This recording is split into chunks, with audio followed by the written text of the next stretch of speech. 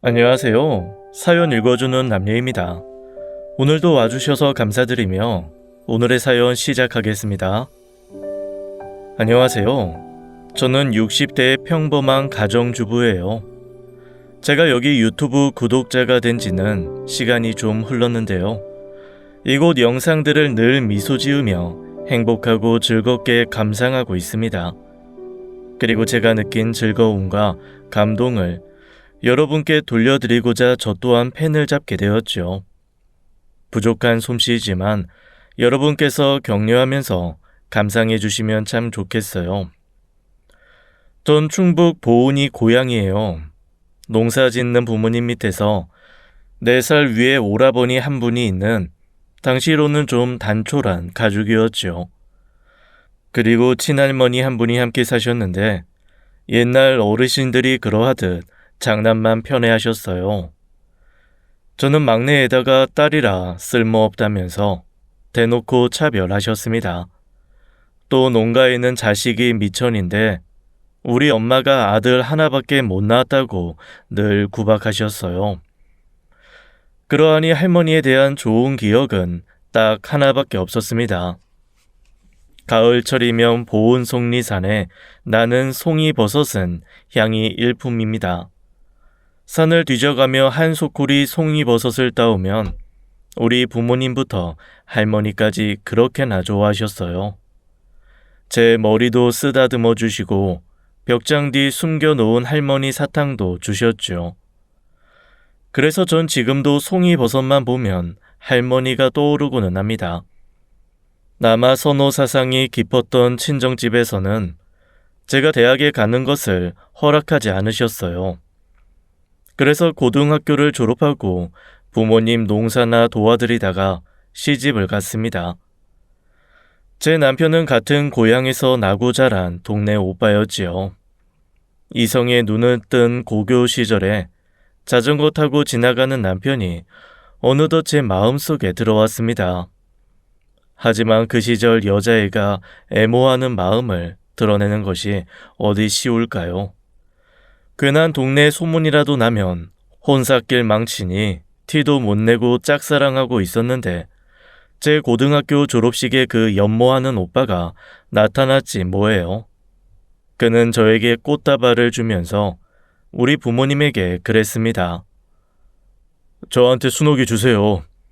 순옥이가 학생이라 마음에 담아두고 있었지만 이제 다 컸으니 장차 제가 데려가서 행복하게 해주겠습니다. 요즘 젊은이들은 반지도 주고 이벤트를 벌이면서 결혼을 약속하는 프로포즈를 한다지요.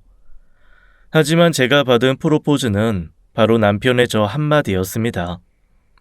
우리 친정 부모님은 한 동네에서 알고 지내는 남편의 성품이나 집안 사정을 잘 알고 있었고 하니 이를 반대할 이유가 없었어요. 그렇게 결혼 허락을 받고 나서 한 2년쯤 있다가 혼인식을 올렸어요. 우리 남편은 별로 보잘것없는 나를 참 아껴주었습니다.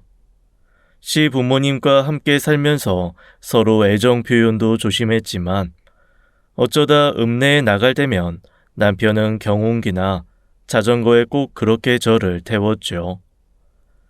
당신은 오늘 두 발을 땅에 디딜 생각도 마라. 내가 공주님처럼 모실 거요. 이런 남편의 사랑에 시집살이 고된 줄 모르고 신혼생활을 2년을 살았습니다. 그런데 남편은 부모님 농사를 물려받기 싫어했어요. 시아버님과 이 일로 몇 번 말다툼도 했는데 결국은 다른 직업을 찾아 서울로 상경했습니다. 충청도 시골 출신인 남편과 제가 서울에 와서 어디 의지할 친척 한 분 안 계신 데다가 우리 둘 다 고졸 학력이라서 좋은 곳에 취직하기가 막막했습니다.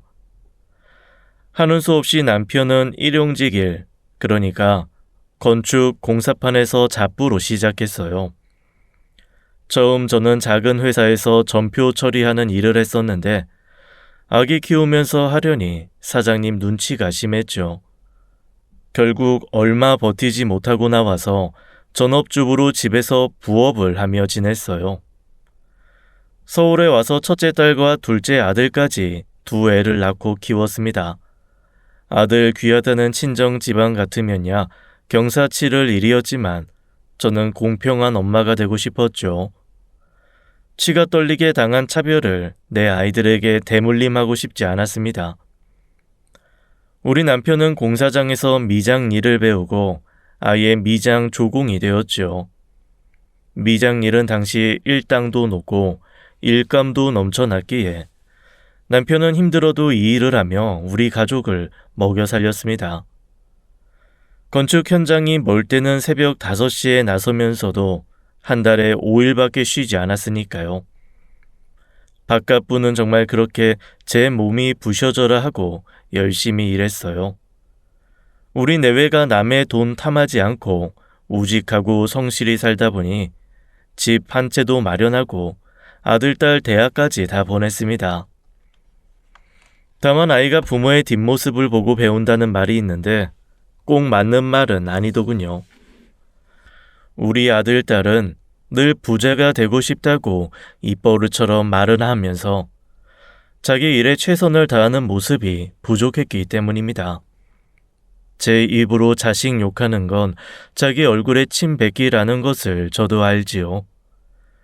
하지만 지금 이마만큼 먹고 살게 된 것에 대한 부모의 은공을 모르는 것만 같아서 아쉬웠습니다. 딸은 4년제 대학을 졸업하고도 취직도 안 하면서 매사 불평불만이 어찌나 많던지요. 엄마, 우리도 이사 좀 가요. 벽지랑 바닥도 오래돼서 빛바래고 너무 지저분해 보이지 않아요? 글쎄다. 우리 집이 난 좋기만 하구만. 내가 살던 시골집은 다 기울어가는 초가집 비스름했어. 근데 지저분한 건 바로 너지. 네 방 청소는 했냐? 엄마가 매일 쓸고 닦으라고 귀에 못이 박히게 얘기해도 듣지를 않고선. 매일 집을 반들반들 청소하는 엄마 아래 딸은 집을 어지럽히고 설거지 해놓는 법이 없었어요. 저는 40대 중반부터 콜센터에 취직해서 일을 다니고 있었는데 집에 혼자 있는 딸이 제 먹은 그릇 설거지조차 하지 않았으니까요. 내 딸이지만 저래놓고 시집가서 살림은 제대로 할지 걱정이 태산이었습니다. 나는 참 가난한 집 딸로 태어나서 하고 싶은 미술 공부도 그만둬야 했네. 내가 계속 미술 쪽으로 나갔으면 또 알아요? 미술계의 거장 화가가 됐을지. 우리 집안이 내 앞길 막은 거라고요. 엄마 아빠는 그런 딸한테 미안하지도 않아요? 취직하라고 말을 하면 딸은 꼭 이렇게 자기 지난 날을 한탄을 해댔지요. 그러던 아이가 사귀던 남자친구가 취직하고 나서 얼마 뒤 시집을 갔습니다. 운이 좋게도 직업이 안정적인 좋은 남편과 결혼하게 되어 딸에 대한 제 걱정거리가 사라졌지요.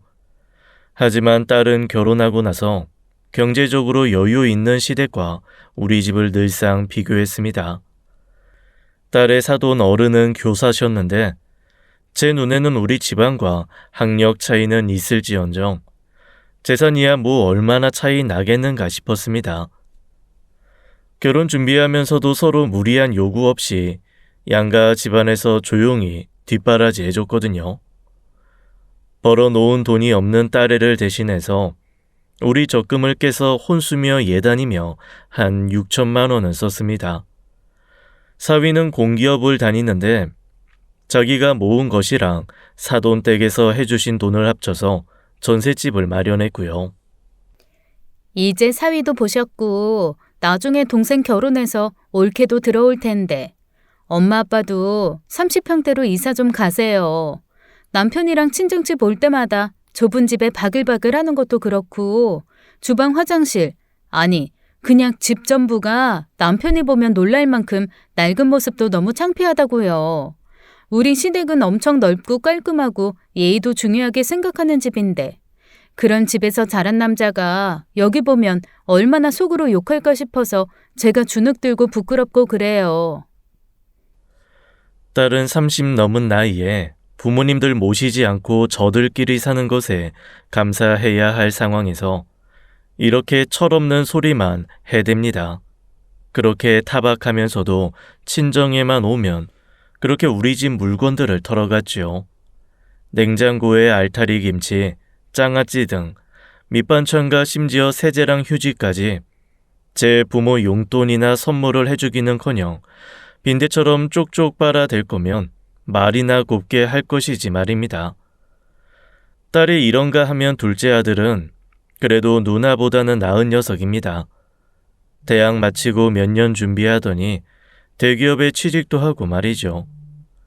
대기업이면 연봉도 높을 테지만 저는 아들 월급은 모르고 살았어요. 다른 집 자식들처럼 첫 월급을 가져다 준다거나 부모 용돈 주는 일은 없었으니까요. 그래도 자기 결혼 자금도 벌면서 열심히 살아주니 그것만으로도 참 고맙고 걱정이 덜했습니다. 아들은 33살의 나이에 부유하게 자란 여자를 만나서 결혼했습니다. 지난번 재영이 결혼할 때 혼수만 해줬더니 아이 두고두고 부모 원망을 하는 것이 듣기 싫었네. 아들은 위신 좀 세워주게 작은 평수의 아파트라도 해주자고. 하지만 여보, 서울 아파트가 작은 평수여도 좀 비싸야 말이죠. 대출을 몇 억은 받아야 할 텐데. 아빠, 엄마, 신혼집은 장모님이 해주시기로 이미 다 얘기되었어요. 30평대 아파트 사주신다고 하니까 두 분은 제 결혼 걱정일랑 마세요. 이런 아들 얘기에 우리 부부는 한시름 놓았지만 마음 한편으로는 미안한 마음이 들었죠. 세상에 공짜 밥은 없다고 사부인의 도움으로 아들은 신혼집에서 잘 살고 있었지만 그만큼 우리는 아들의 자리를 내어주어야 했습니다. 이미 15년 전에 사돈 어른은 돌아가시고 사부인 혼자 보험 영업을 하고 지내면서 돈을 많이 버는 것 같았죠.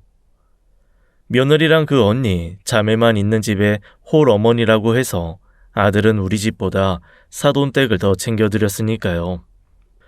우리 바깥부는 미장 일을 근 40년 가까이 해왔습니다. 근래에는 기계 장비가 시멘트 작업을 하는 경우가 많아져서 일감이 확 줄었지만 어디서 미장 일을 찾는다고 하면 바로 가서 하루 일당을 채워왔죠. 그렇게 제 몸 생각 안 하고 일을 해대니 남편의 몸은 성치가 못했어요.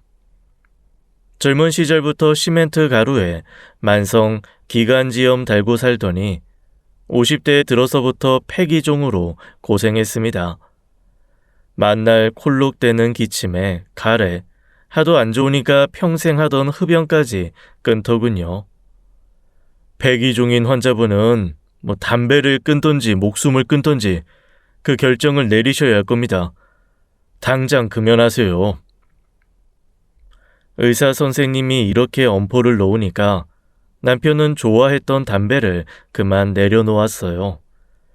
하지만 남편의 폐는 이미 지칠 대로 지쳐서 더 이상 버티지 못하는 상황에 이르렀습니다. 60대에 들어서니 호흡 곤란이 심해져서 병원에 가 검사를 받았습니다.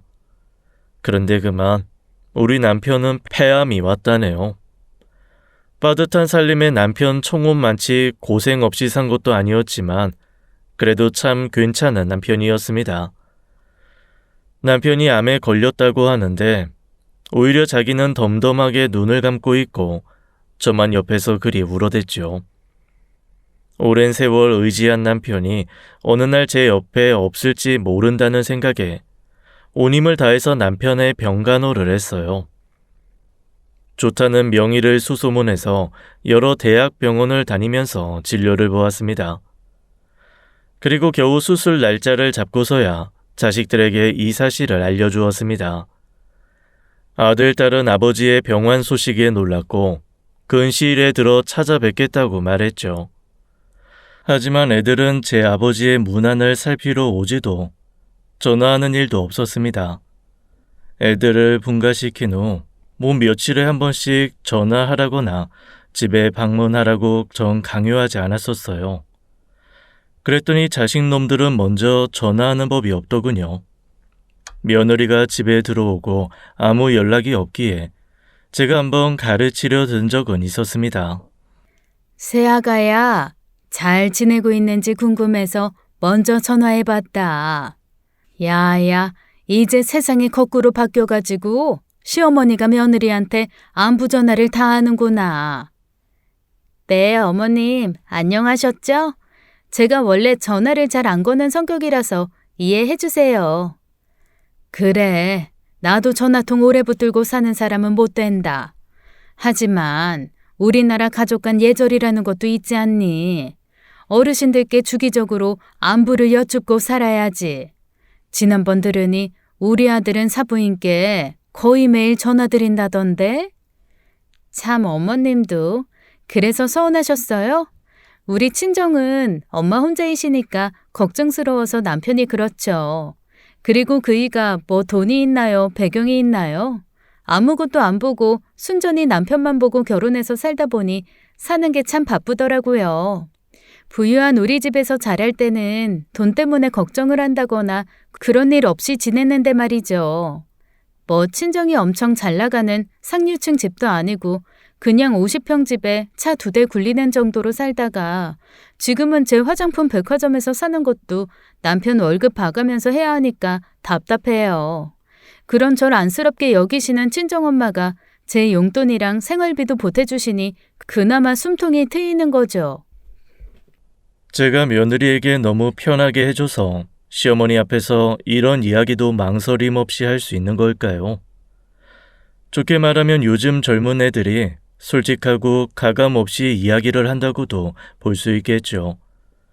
이렇게 말하면 며느리 앞에서 저는 실은 내색 못하고 대충 인사를 마무리하고 끊었습니다. 며느리 말인즉슨 자기 시댁이 없이 산다고 내 아들 능력 없어서 힘들다는 이야기인데 거기다 대고 제가 더 뭐라 할 말이 있어야죠. 남편과 둘이 이마만큼 잘 살도록 일구었다는 자신감은 며느리 때문에 점차 퇴색해 갔습니다. 그래서 불편한 며느리에게 연락을 여간해서는 하지 않았지만 지금은 남편이 아프니까 제가 자주 아버지께 전화라도 드리라고 애들에게 얘기했습니다. 하지만 여전히 연락 한 통 없는 자식들이라니 어쩌면 이렇게 부모를 실망시킬 수 있단 말입니까? 참다 못한 제가 아들에게 전화했습니다. 엄마, 저 출장 중인데요. 지금 바쁘니까 나중에 전화드릴게요. 이렇게 아들은 바쁘다며 전화도 잘 받지 않았어요. 그래, 장가 보내고 나면 남의 자식이라는 아들만 있는 게 아니지. 우리 딸에게 하소연이라도 해보자 하는 마음으로 딸에게 전화를 걸었습니다. 아빠가 병원에 계신데 너희 동생은 병문안 한번 안 와보더라. 출장이라 바쁘다고 연락도 안 받고 며느리는 상전처럼 어려우니 다들 먹고 살기 바빠서 그렇죠 뭐.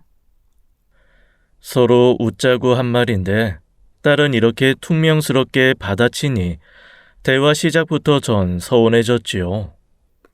아이고 그렇구나. 둘째네만큼이나 너희도 그렇게 힘들다니? 요즘 너희 남편 월급이 얼만데 그러냐? 엄마는 뭘 그런 것까지 묻고 그래? 한 달 월급이 260만 원밖에 안 해요. 그러니까 채원이 유치원비도 부족해서 시부모님이 보태주시죠. 그런데 엄마는 무슨 용건에 있어서 나한테 전화하셨어요? 뭐 특별한 용건은 아니고 우리 딸이랑 사위랑 손주 채연이 잘 있나 궁금해서지. 그런데 말이다. 너희 아버지가 지금 병원에 있는데 바빠서 문병은 잘 못 오더라도 어떻게 전화라도 자주 드려라. 아, 알겠어요. 저 지금 외출해야 하니까 이만 전화 끊어요. 이렇게 통화한 지 3분도 안 되었건만 딸은 사정없이 수화기를 끊어버리고 맙니다. 자식 새끼 키우는 게 뭐 바라고 하는 농사가 아님을 알지만 왜 자꾸만 마음의 생채기가 하나씩 보태지는 걸까요? 딸이라고 있는 것이 애교 있게 연락도 자주 하고 사소하게 챙겨주기를 바란다면 그것은 부모의 욕심일까요? 그렇게 혼자서 남편 병간호를 하며 몇 개월을 지내다 보니 이제 저도 힘에 부치더군요. 그렇죠. 저도 이제 나이가 환갑이 넘었으니 말입니다.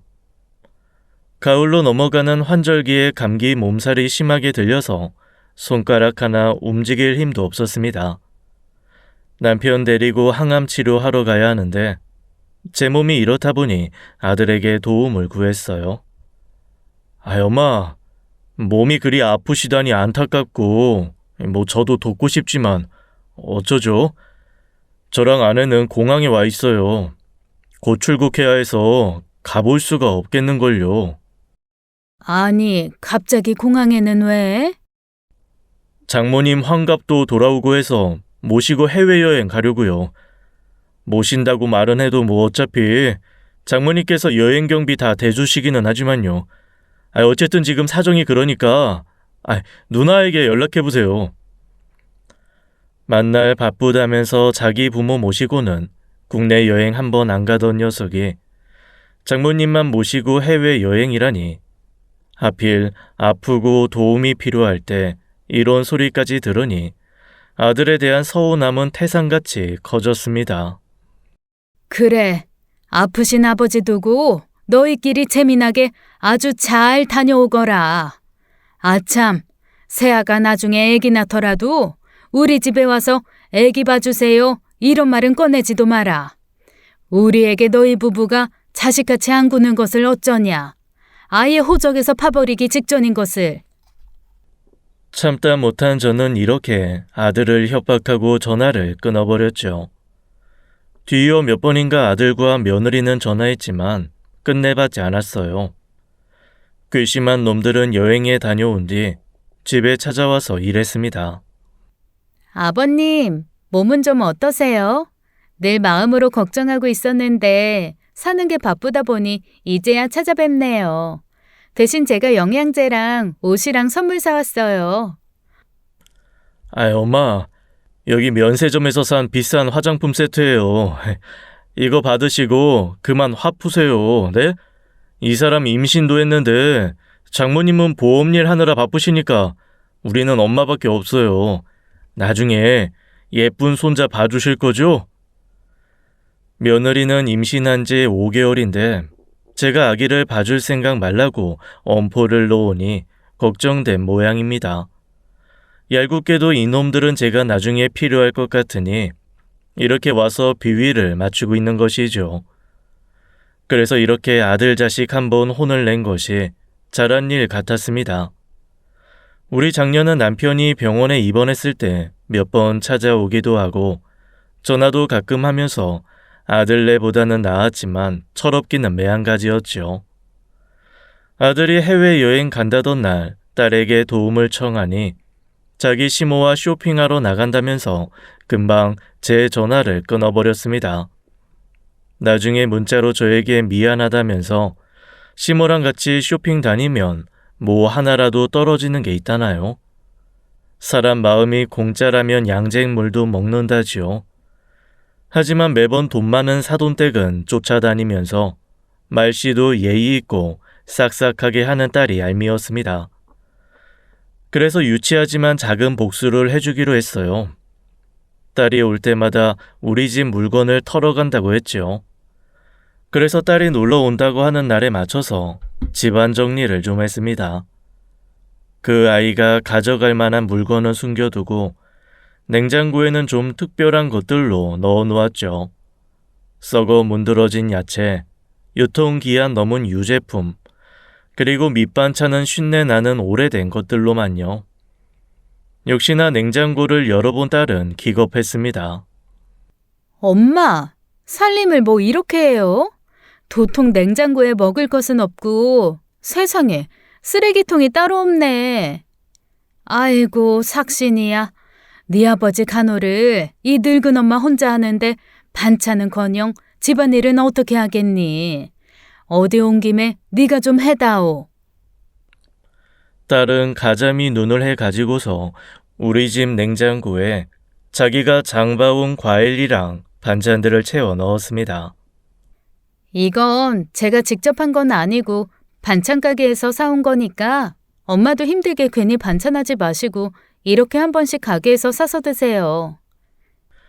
이렇게 앓는 소리를 하고 못 사는 꼴을 보이니 자식에게 억지 효도를 받게 되더군요. 구독자 여러분 중에서도 우리 자식들 같이 하는 놈들 있으면 한번 이 방법 사용해 보세요.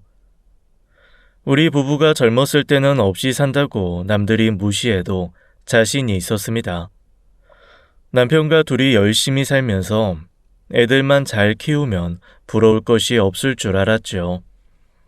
그렇게 뼈 빠지게 일해서 아들, 딸 대학에 시집 장가까지 보내놓은 그 공은 아무것도 아닌 것인지요.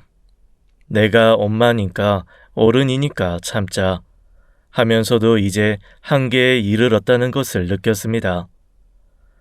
그리고 저보다 우리 바깥분이 더 그러한 마음으로 혼자 힘들었던 것 같네요. 몸이 아프면 마음도 각박해지지 않습니까? 늙으면 둘뿐이라며 저에게 자식들에게 너무 애쓰지 말라고 말하던 남편도 이런 자식들의 모습까지 담담하게 받아들이기는 버거웠나 봅니다. 아픈 아버지를 들여다보지도 않는 자식들에게 얼마나 상심했으면 저에게 이렇게 표현을 했을까요? 세상 제일 중요한 것이 자식 농사를 하는데 재영 엄마, 이제와 보니 나는 자식 농사 하나는 제대로 망친 것 같군.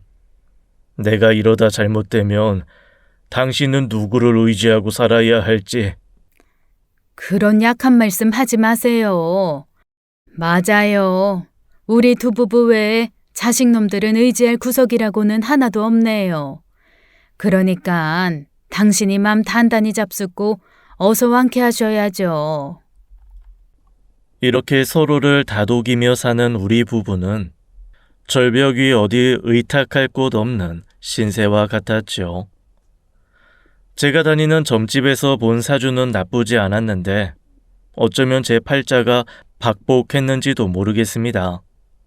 자식 새끼들만 저를 속썩이는 것이 아니고 80대의 친정 어머니는 제 인생 전체의 큰 짐이셨어요. 혹시 여러분은 90년대 TV에서 방영했던 연속극 중에 아들과 딸이라고 기억하실까요? 아마 생각나는 분들이 많으시겠지만 우리네 어린 시절은 사실 다들 그런 분위기였습니다. 우리 집에 4살 많은 오라버니와 저 둘뿐인데 딱 그 연속극처럼 오라버니는 늘 대접받는 귀남이었어요. 반면에 저는 철저히 외면받는 쓸모없는 딸 후남이와 같았죠. 남아선호 사상과 가부장제 하에서 차별받는 여성의 모습을 그린 그 연속극을 보면서 저 역시 큰 공감을 했습니다. 제가 어릴 때 학교에서 반장만 맡아 하는 저는 고졸로 만드시고 중하위권 성적으로 아무 이름 없는 대학에 붙은 오라버니는 보내주셨죠.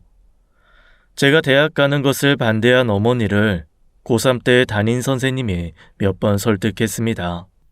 어머님, 순옥이는 지금 성적으로 충분히 서울에 있는 이화여대나 연고대도 갈 수 있어요. 능력이 있는 아이인데 아까워서 드리는 말씀이에요. 정 형편이 어려우시다면 선생으로 양성하는 교대나 사범대에 보내시면 어떨까요? 하지만 끝내 친정 어머니는 제가 대학에 가는 것을 허락하지 않으셨어요. 아이고, 기집애 대학 보내서 뭐에 쓴다고요? 우리 집 기둥은 제 맏아들 뿐이고 순옥이는 그냥 빨리 시집이나 보낼 겁니다. 선생님, 턱도 없는 소리 마셔요. 친정 집안 재산을 털어서 오라버니 대학 등록금을 마련하시고 심지어 제 시집 갈 때 혼수금으로 모아두신 것까지 오라버니 학자금으로 갔습니다. 그리고 대학에 못 간 저는 우리 농사일과 집안일이나 해야만 했죠. 이 일을 겪으며 어머니가 원망스러운 마음에 어서 집을 나오고 싶어서 시집을 일찍 간 탓도 있을 겁니다. 그렇게 우리 어머니한테는 그렇게 쏟아부은 자식 따로 있고 부려먹는 자식이 따로 있었어요. 하지만 천륜을 거스를 수 없듯이 전 자식된 도리를 다할 수밖에 없었습니다. 시골에서 농사를 짓던 아버지의 허리가 다치시는 바람에 땅을 처분하고 서울로 와서 두 분은 아파트에 사셨습니다. 그런데 아버지가 72의 연세에 돌아가신 뒤 친정 어머니 홀로 남게 되신 거죠. 아들 거리는 어머니 소원대로 장남집에서 사셨지만 몇 년 뒤 치매를 얻으셨어요. 옳게 언니는 착하고 좋은 사람이지만 그렇다고 며느리가 치매에 걸린 시모를 모시는 일은 고됐을 테지요. 오라버니네 집에서 크게 부부싸움이 나고 나서 오라버니는 나에게 도움을 청했어요. 순호가 이 오라비 좀 도와다오. 어머니 치매 증상이 심해지시니 한계에 다다른 안사람이 아예 집을 나가버리겠다고 하는구나. 어머니가 얼마나 더 사실지 모르지만 70이 넘으셨으니 그래 오래 가시진 않을 게다. 남은 여생은 딸인 네가 보살펴드리면 어떻겠니? 오라버니는 이렇게 간곡히 부탁했지만 참 복잡한 문제였습니다. 제 마음은 갈팡질팡이었어요. 치매가 온 어머니가 어디 갈 곳 없으니 딸로서 받아들여야 하는 의무감, 하지만 나를 차별하고 쓸데없는 자식 취급했던 어머니가 뭐가 좋다고 내가 그 뒤치다거리를 맡아야 하는 거야 싶은 반발심도 있었습니다. 그렇게 고민하는 저를 잡아준 것이 바로 우리 바깥 양반이었습니다. 재영 엄마, 어찌됐든지 간에 당신을 세상에 나오게 해준 어머니 아니요. 만약 지금 당신이 장모님 안 모시면 아마 당신 마음에 두고 한이 될 터이니 우리가 모십시다. 참 고맙고 고마운 사람입니다. 남편으로서 장모님을 모시는 일이 저보다 더 불편하고 싫었을 텐데도 선뜻 자신이 나서서 제게 말해주었으니까요. 그렇게 어머님을 모시고 살았는데 그 시간은 생각보다 길어져서 13년이나 흘렀습니다. 몸은 80대의 노인이지만 정신은 20대 초반으로 사시는 분은 늘 갓 태어난 자기 아들을 찾으셨죠. 내 아기가 어디에 있지? 그런데 아줌마는 누군데 우리 집에 있는 거죠? 당장 나가요. 혹시 내 아들 못 봤어요? 엄마, 내가 딸 순옥이잖아요. 이 순옥이가 결혼해서 사는 집에 엄마도 같이 있는 거고, 오라비는 지금 여기에 없어요. 이제 60대가 됐고 결혼해서 자기 집에서 살고 있잖아. 기억 안 나요? 늙어서도 우리 어머니는 저에게 이런 서글픈 모습만 보여주고 아들만 생각했습니다. 하지만 가끔 제정신으로 돌아올 때면 어머니는 안쓰럽고 따뜻한 눈빛으로 저를 바라보셨죠.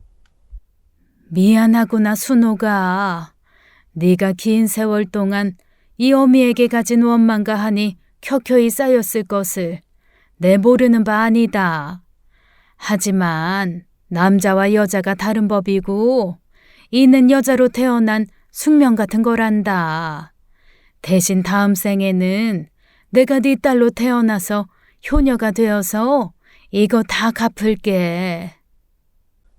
그렇게 어머니는 저에 대한 미안한 속내를 좀 비치셨어요. 제 손을 잡으면서 얼굴도 매만져 주시던 어머니에게서 저에 대한 사랑을 듬뿍 느껴보기도 했습니다. 그래서 치매인 노모를 모시는 일은 저에게 한편으로는 축복이었죠. 덕분에 어머니에 대한 원망과 마음속 깊은 응어리는 조금씩 풀려갔습니다. 하지만 친정 어머니가 83살이 나이가 되시자 신부전증과 당뇨 등 지병이 악화돼서 요양병원에 가셔야 했어요. 그리고 2년 동안 힘든 투병 생활 끝에 결국 세상을 뜨게 되셨습니다. 어머니 말년을 나에게 위탁하면서 우린 서로 마음이 통했다고 느꼈지만 그분의 본심은 변치 않았다는 것을 나중에서야 깨달았죠.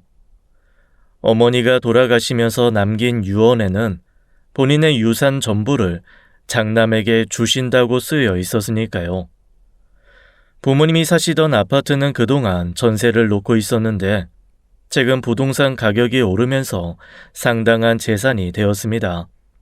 그렇다고 해도 나도 자식인데 10억이 넘는 돈이 모두 어머니 곁을 지켜드리지도 않은 오라버니에게 가다니, 심지어 없는 형편의 우리 남편은 어머니 요양병원비도 2년간이나 부담해 주었건만 돈을 떠나서 어머니의 유언은 저에게 다시 한번 큰 상처를 남겨주었어요.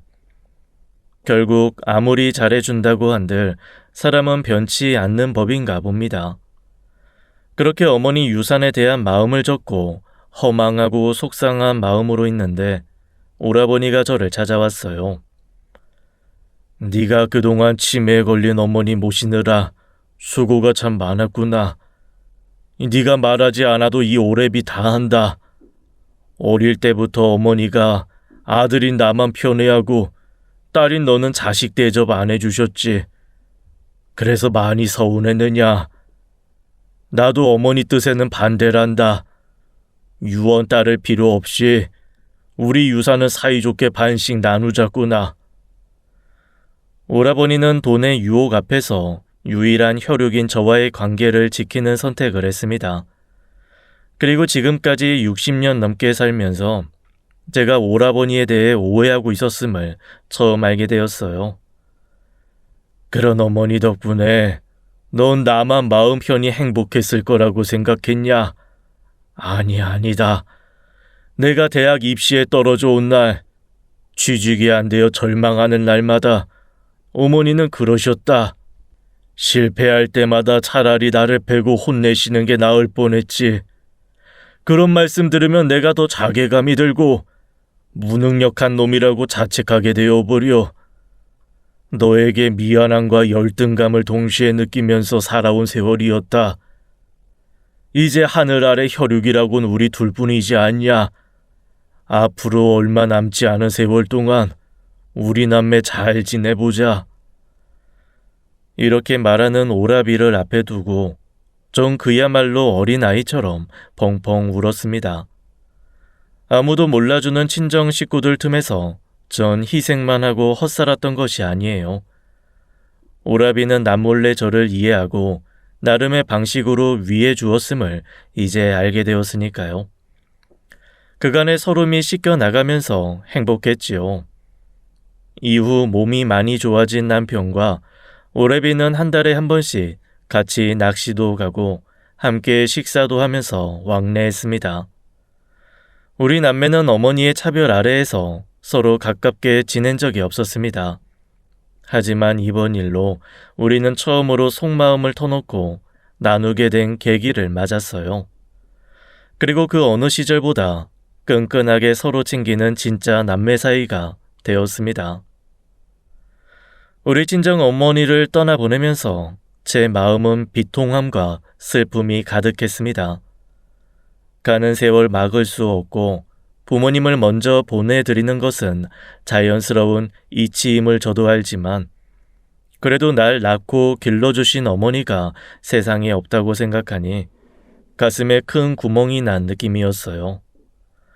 어머님 장례식을 치르면서 저는 이런 마음을 표내지 않으려고 겨우 평정심을 유지하고 있었지만 할머니 가시는 길에 손주들끼리 모여 한다는 소리가 참 가관이 아니었습니다.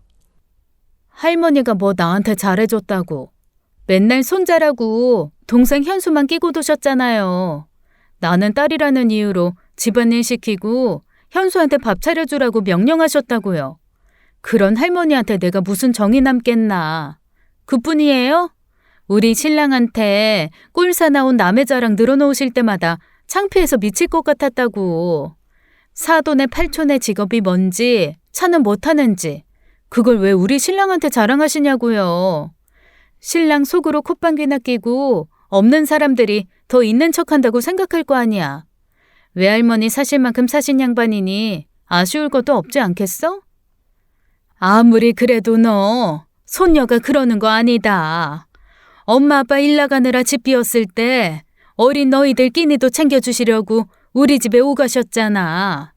너희를 키운 정이 있는데 자기 장례식에 와서 손녀가 이런 소리 하는 거 하시면 하늘에서 얼마나 서운해하시겠니?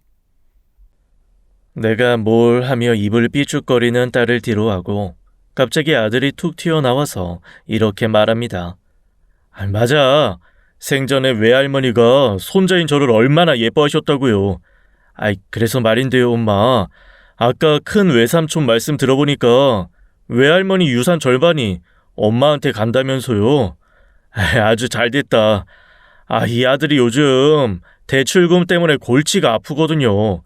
이번에 이사 가려고 3억 넘게 대출을 받아야 해서 한 달 이자만 해도 100만 원이 넘을 것 같아요.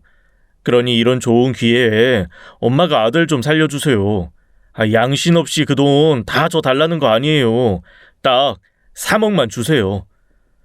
그때 아들 말에 깜짝 놀란 딸이 결사 반대하고 나섰습니다. 얘가 무슨 소리 하는 거야? 야, 엄연히 장녀인 내가 있는데 언감생심 네가 왜 그 돈을 혼자 탐을래?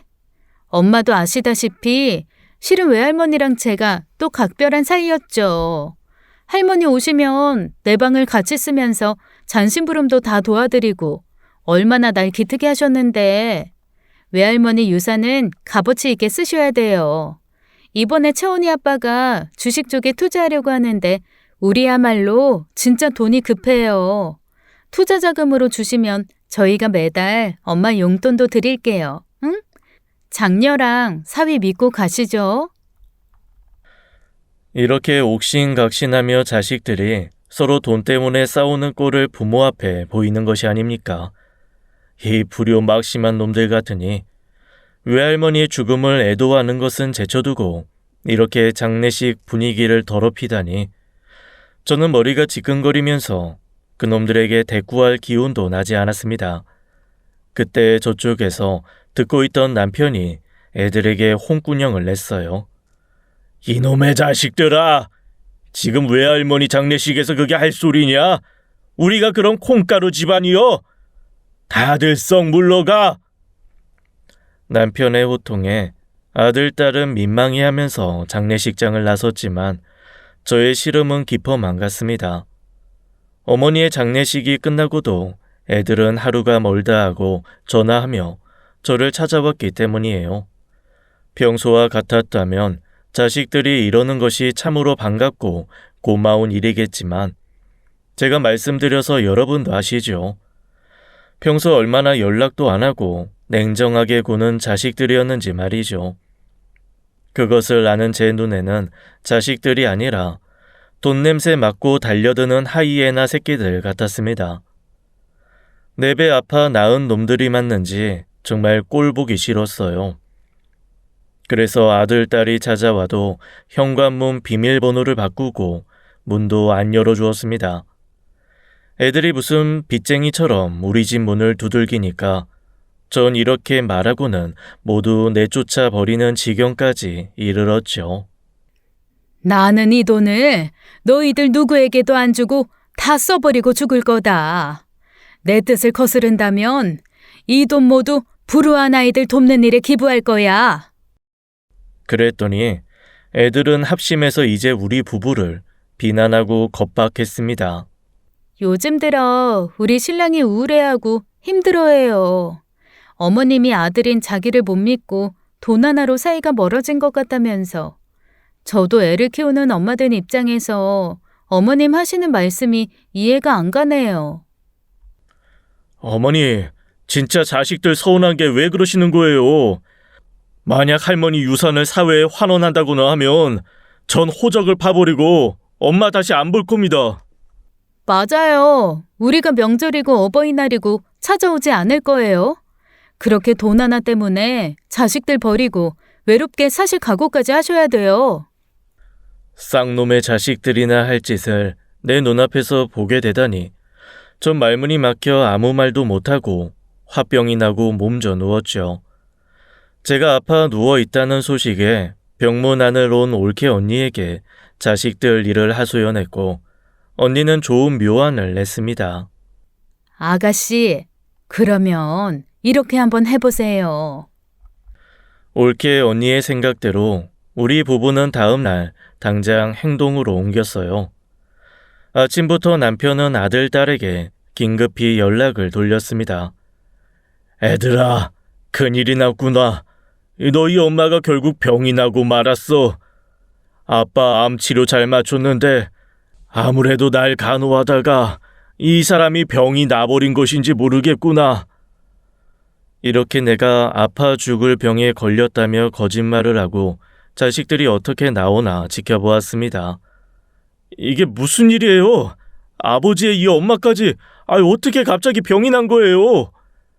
그 병원에서는 뇌졸중이라고 하는데 화병 같기도 하고 너희 엄마가 아무것도 모르면서 투자해보겠다고 그 가상화폐인가 뭔가를 샀다가 마이너스 90%가 됐다는구나.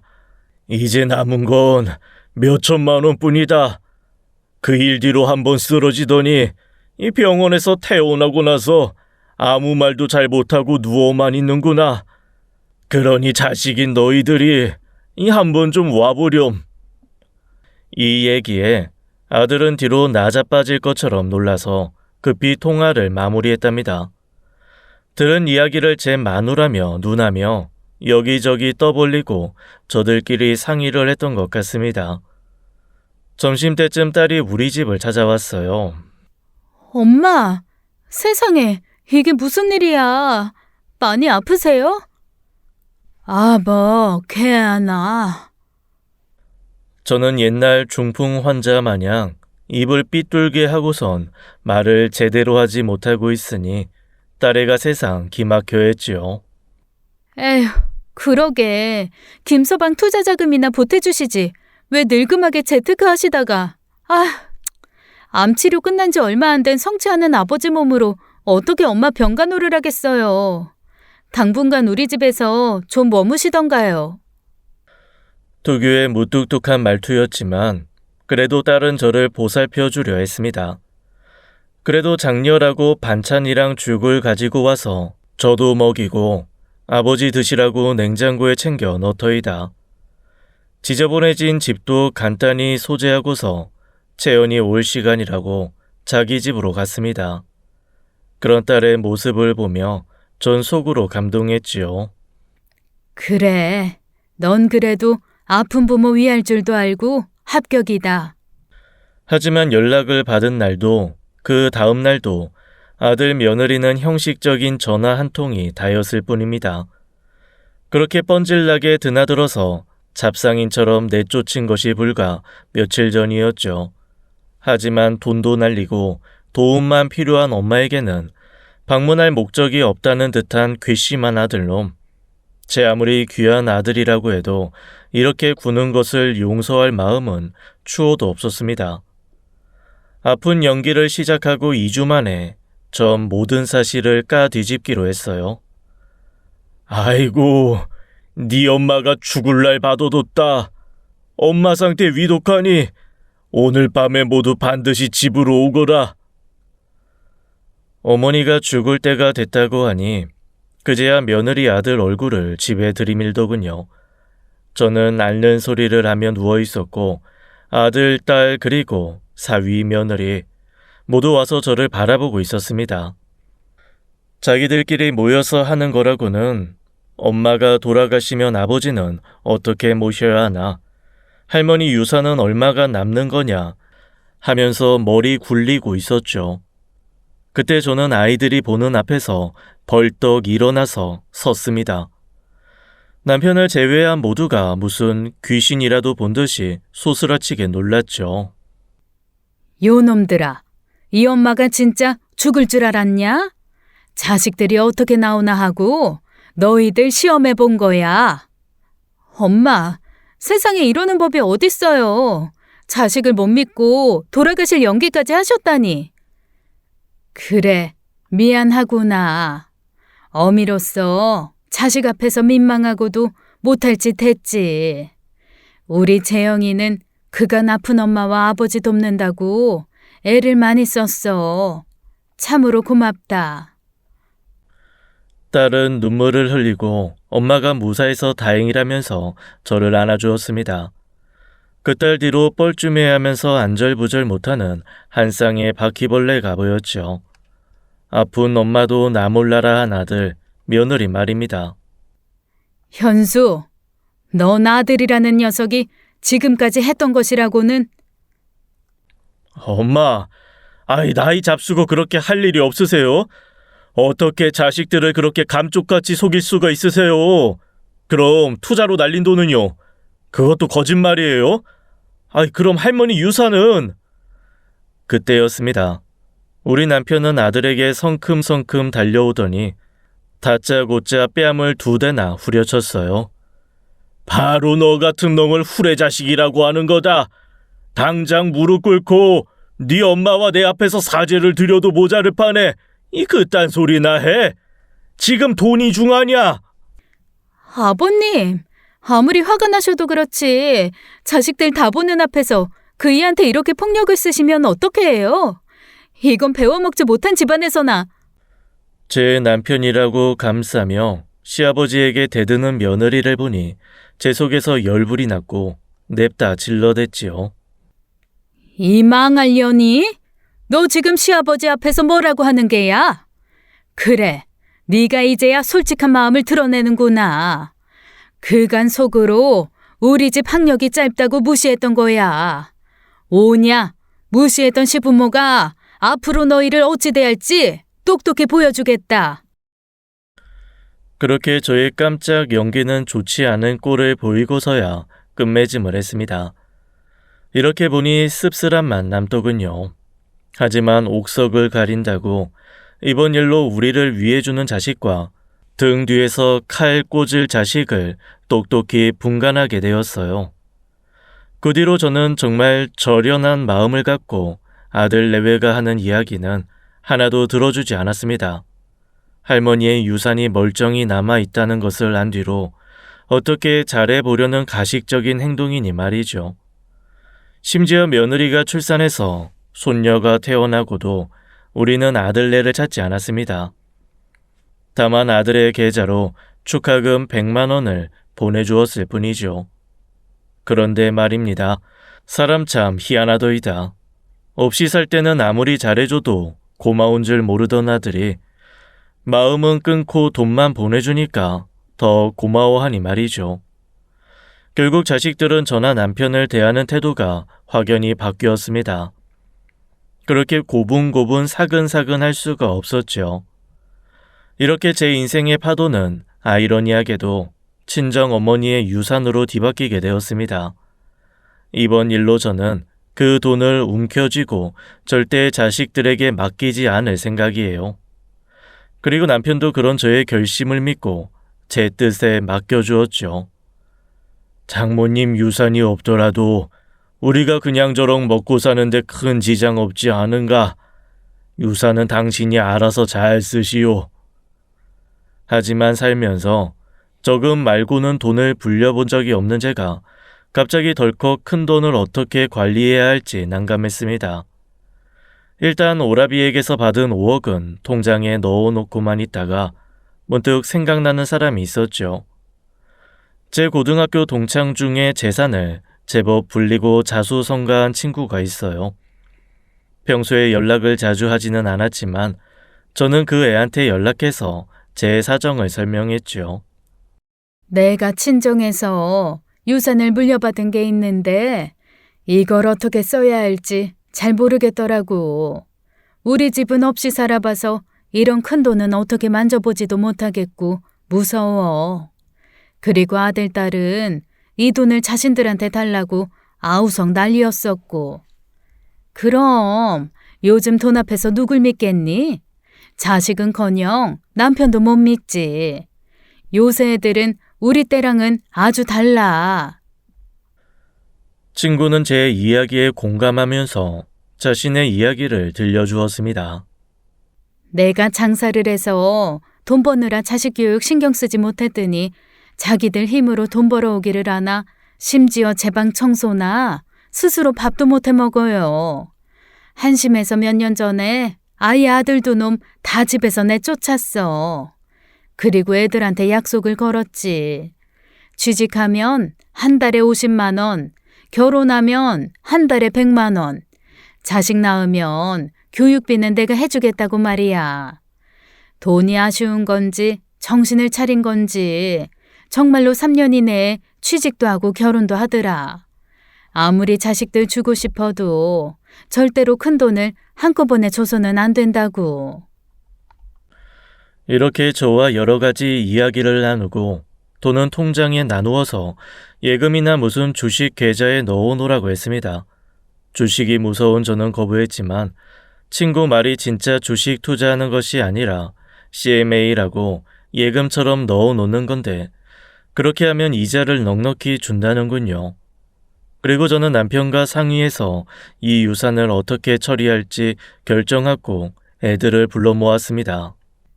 너희들이 그토록 궁금해하던 할머니 유산, 그걸 나누는 결정을 발표할 게다.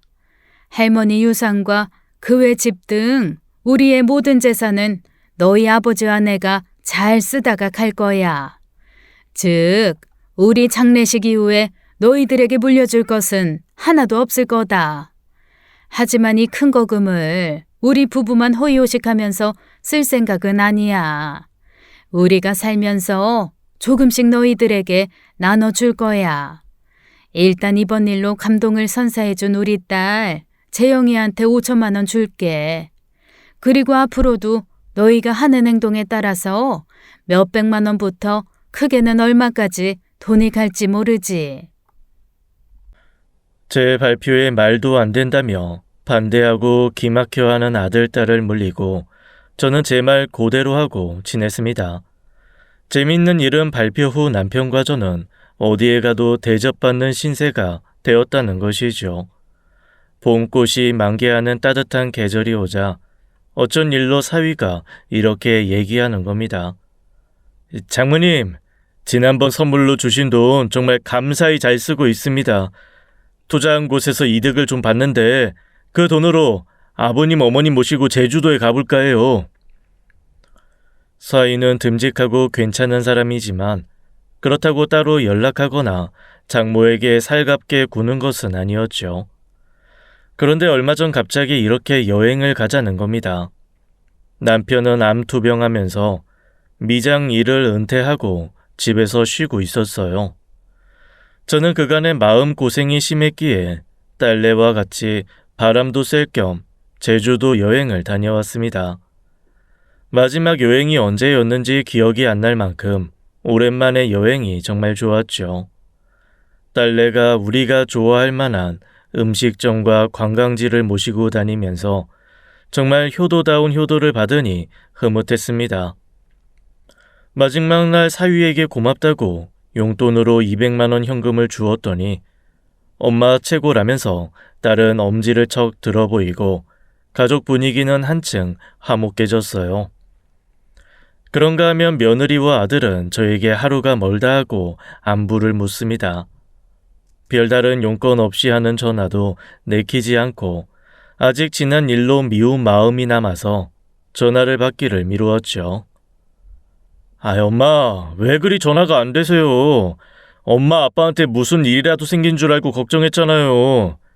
이번에 회사에서 온천 여행권 나왔는데 우리랑 같이 주말에 다녀오시죠? 나한테 했다.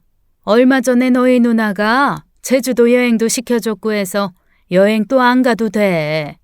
너희 잘난 장모님이라도 모시고 가거라. 무슨 말씀이세요? 난 드센 장모님이랑 어디 다니는 거 싫어하는 거 모르세요? 온천은 우리 엄마랑 갈 거야. 아들은 이렇게 안 하던 애교를 부리고 해서 절 웃게 만들고 말았죠. 며느리는 어디 가서 마사지를 배워왔다면서 남편 어깨도 주무르고 제 다리도 만져주었어요. 그리고 제 피부 상한다면서 얼굴에 붙이는 팩도 해줘서 호사를 누렸죠. 어머님, 저희 신랑이 잘못했던 거 잘 알고요. 지금까지 뉘우치고 있습니다. 앞으로 살면서 저희가 갚을게요. 아직 노여우시더라도 저희 조금씩 용서해 주세요. 며느리는 지난번 일이 미안했던지 이렇게 사과의 편지를 남겨놓았어요. 또 요즘 딸은 종종 집에 와서 함께 마트에 가서 장을 보고 다른 쇼핑도 하고는 합니다. 이제야 엄마랑 쇼핑도 다 해보네. 맨날 돈 아깝다고 사지 마라, 사지 마라 하셔서 같이 다니기 싫었던 거죠. 시모 말고 우리 엄마랑 이렇게 팔짱 끼고 쇼핑 다니고 싶었다고요. 살면서 이렇게 딸이랑 한 번씩 옷도 고르고 사볼 걸. 딸의 입장에서는 제가 참 재미없는 엄마였겠다 싶었죠. 함께 장을 본 영수 금액은 제가 부담해주니 그게 또 좋아서 딸은 자꾸만 집에 오는 겁니다. 그래서 당분간 오지 말라고 금지령을 내렸더니 딸은 아이처럼 울상인 표정이 되었어요. 요즘 같아서는 자식들 건사한다고 너무 열심히 살았던 예전들이 미련스럽더라고요. 그냥 바람과 햇살의 삶을 맡겨도 볼 걸, 흘러가는 대로 대충 살아도 볼 걸, 왜 그리 싸워대듯 살았고 돈은 왜 그리 아꼈는지. 옷장에 옷도 몇 벌 없어서 요즘 남편과 제 옷을 산다고 부부끼리 처음 쇼핑몰도 가봤어요. 요요는 호주머니에서 나온다고 자식들이 자주 들여다보지 않아도 이제는 전처럼 서운하지 않았어요. 자식들 먹인다고 밑반찬 여러 가지 해서 애들 집에 가는 그런 부담도 내려놓았죠. 이제는 희생하고 자식만 신경 쓰는 엄마가 아니라 먼저 연락 안 하면서 가끔 보면 용돈이나 턱턱 주는 신식 엄마가 된 것 같았습니다. 제가 그러니까 오히려 아들, 딸은 더 좋아했어요. 이렇게 아들, 딸 사위 며느리 할 거 없이 앞다투어 달하려고 드니 마음이 그렇게 편하고 좋을 수가 없더군요. 그렇지만 자식들을 온전히 믿고 재산을 맡기는 어리석은 일은 하지 않을 겁니다. 창고에서 곶감 빼먹듯이 필요할 때 넉넉한 마음으로 돈을 나눠주면서 여생을 보낼 계획이에요. 그래서인지 요즘은 온통 감사할 일들 뿐입니다. 남편이 암에서 벗어난 것도, 유산이 생기고 자식들이 효도하는 모습도 보고 이 모든 일들이 기적과 같기에 저는 진심으로 감사함을 느끼고 있습니다. 하지만 인생은 참 어렵고 힘들고 또 덧없다는 생각도 많이 합니다. 내 딴에는 열심히 살면서 남편과 함께 70을 바라보는 나이가 들어버렸지요. 이제는 몸 여기저기 고장이 나면서 세상 떠날 날을 세면서 지내야 할 텐데, 저보다 더 인생을 더 살아오신 70대, 80대 분들은 무슨 생각으로 지내시는지요? 요즘 우리 부부가 건강하고 재미나게 노후를 지내는 방법을 찾아보고 있습니다. 저와 비슷한 연배의 분들이 계시면 요즘 어떻게 지내시는지 알고 계신 좋은 취미 생활을 댓글로 소개해 주시면 고맙겠습니다. 우선 제가 맛들인 소소한 취미 하나 공유해 드리자면 동네 행정복지센터에서 하는 실버 라인 댄스입니다. 1시간 동안 음악에 몸을 맡기고 흔들다 보면 스트레스가 확 풀리는 기분이고 건강에도 참 좋은 것 같습니다. 아직 해보지 못한 분들이 계시면 한 번쯤 경험해 보시기를 추천하고 싶어요. 지금까지 횡설수설한 저의 글 들어주셔서 감사합니다. 제 사연이 자식 이야기라 잭 욕보이는 것 같아 어디 주변에 말도 못했는데 몇 분이나 봐주실지 모르겠지만 이렇게 이곳에 이야기를 전하고 나니 가슴이 후련하네요. 제가 아끼고 애정하는 여기 유튜브 채널이 늘 번창하시기를 기원드립니다. 그래서 저 심심하거나 답답할 때마다 오래오래 여기 영상을 감상할 수 있지요. 아울러 우리 구독자님들 모두 늘 건강하시고요. 행복이 가득한 하루를 보내시길 바랍니다. 건강한 100세 시대를 함께 만들어 봅시다. 지금까지 사연 읽어주는 남녀였습니다. 끝까지 함께 해주신 여러분 감사드리며 저희는 다음 사연으로 돌아올게요. 감사합니다.